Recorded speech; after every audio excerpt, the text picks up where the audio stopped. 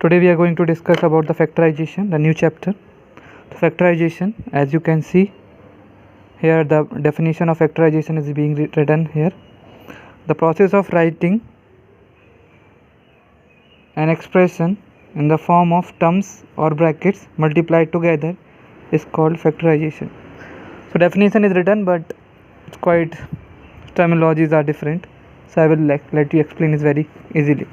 तो अब मुझे पता है कि यदि 12 के फैक्टर्स निकालने हैं तो मैं 12 को लिख सकता हूँ 1 multiply by 2 multiply by 2 multiply by 3, ऐसे लिख सकता हूँ. सो 12 को हम लिख सकते हैं 1 multiply by 2 multiply by 2 multiply by 3, है ना. अब इसको ऐसे लिख सकते हैं, क्यों? क्योंकि अब हम इन चारों का मल्टीप्लाई करेंगे तो हमें 12 मिल जाएगा. तो क्या मैं कह सकता हूँ कि 1 इसका एक फैक्टर है, 2 is also factor of 12, 2 is also factor of 12 and 3 is also factor of 12. तो जिस प्रोसेस से ये मैंने 12 को 1 मल्टीप्लाई बाय 2 मल्टीप्लाई बाय 3 किया है, that is known as factorisation. So this is a factorisation of 12. Simple सा डेफिनेशन इसका. जैसे अभी कोई भी नंबर लेते हैं 6 को ले सकते हैं 1 multiply by 2 multiply by 3. So this is a factorisation of 6. How it is coming we know this. So I will take 6 and I will divide this by 2. 2 3 जा 6 and I will divide by 3. 3 1 ja 3 and then 1. So 2 multiply by 3 multiply by 1. So this way we got the factors of 6. But in this particular chapter, we are going to discuss how to factorize the expression. Like we need to factorize this x square plus 5x plus 6. तो x square plus 5x plus 6 का factorization कैसे होगा? Let's say we have to factorize x square plus 2x. So in this particular chapter we are going to discuss about this thing, how to factorize this x square plus 5x plus 6. अब इसका factor का मतलब क्या है? जैसे यदि मैंने 12 को फैक्टर निकाले तो 12 के फैक्टर आए 1 2 2 and 3.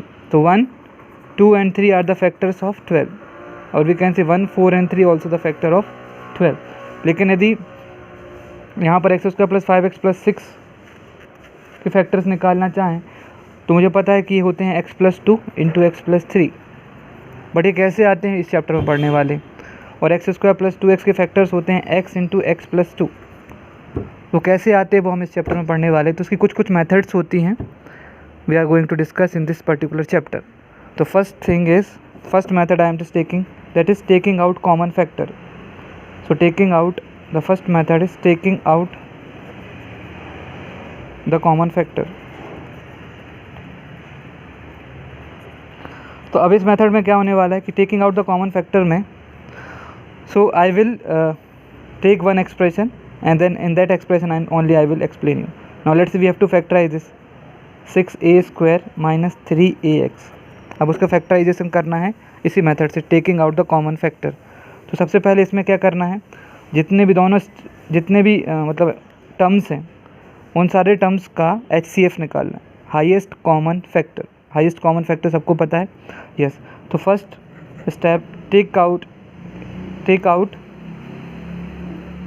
HCF of 6a square and minus 3ax. इसमें दो टर्म है, एक है 6a स्क्वायर है, दूसरा माइनस 3ax.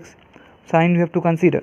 तो 6a square and minus 3ax का मैंने फैक्टर HCF निकाला.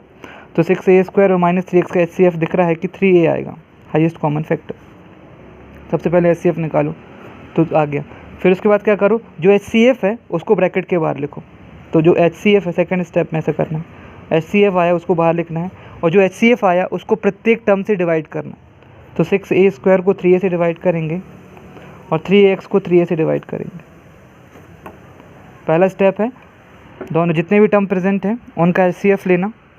सेकंड स्टेप है जो भी HCF आया उसको ब्रैकेट के बाहर लेना है और प्रत्येक जितने भी टर्म्स हैं, मान लो 2 टर्म है और 3 टर्म है, उनको क्या करना, उस HCF से डिवाइड करना. तो HCF हमारा 3 है तो मैंने 6a स्क्वायर को 3a से डिवाइड कर दिया और सेकंड स्टेप माइनस 3ax है उसको 3a से डिवाइड किया. तो कितना आएगा, 3a into a get cancel, 3 2 जा 6. तो it is 2a minus this a get cancel, I will have 2a minus 6.